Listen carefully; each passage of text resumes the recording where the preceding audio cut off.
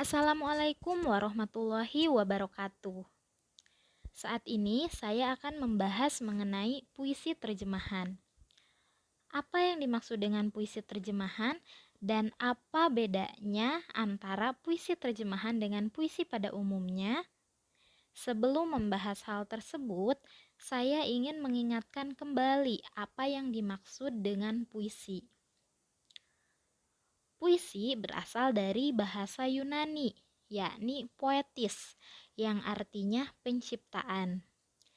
Namun, karena kata penciptaan itu jangkauannya luas atau umum, maka pengertiannya dipersempit menjadi hasil seni sastra yang kata-katanya disusun berdasarkan syarat-syarat tertentu, menggunakan irama, sajak, dan terkadang kata-kata kiasan. Ciri khas puisi itu terletak pada pemilihan katanya yang indah. Biasanya, pemilihan kata dalam puisi bermakna ganda atau menjadi simbol tertentu untuk mengungkapkan gagasan yang dimaksud oleh penyair.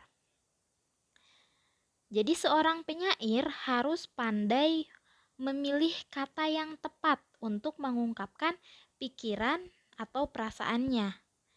Dengan pemilihan kata yang tepat, para pembaca dapat melakukan interpretasi atau pemahaman yang berbeda-beda terhadap puisi yang dibacanya. Sama halnya dengan puisi terjemahan, sama-sama memiliki syarat-syarat tertentu, menggunakan irama, sajak, dan lain sebagainya. Bedanya, puisi terjemahan itu merupakan puisi yang dibuat oleh penyair mancanegara atau dunia yang diterjemahkan ke dalam bahasa Indonesia tanpa mengubah makna sebenarnya.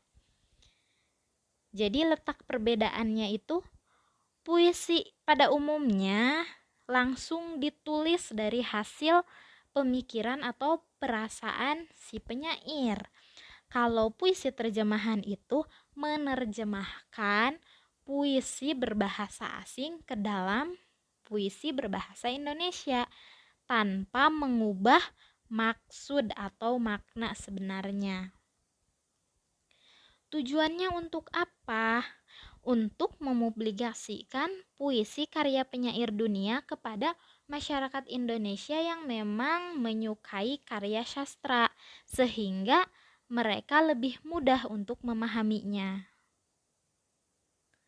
Lalu, siapa yang bisa membuat puisi terjemahan? Poin utamanya pasti dia seorang penyair yang bisa bahasa asal puisi. Jika puisi yang ingin diterjemahkannya berbahasa Spanyol, maka si penyair harus paham bahasa Spanyol. Nah, selain paham bahasanya, orang yang ingin menerjemahkan puisi berbahasa asing ke dalam bahasa Indonesia harus memenuhi syarat-syarat tertentu. Yang pertama, dia harus memahami makna puisi yang akan diterjemahkan.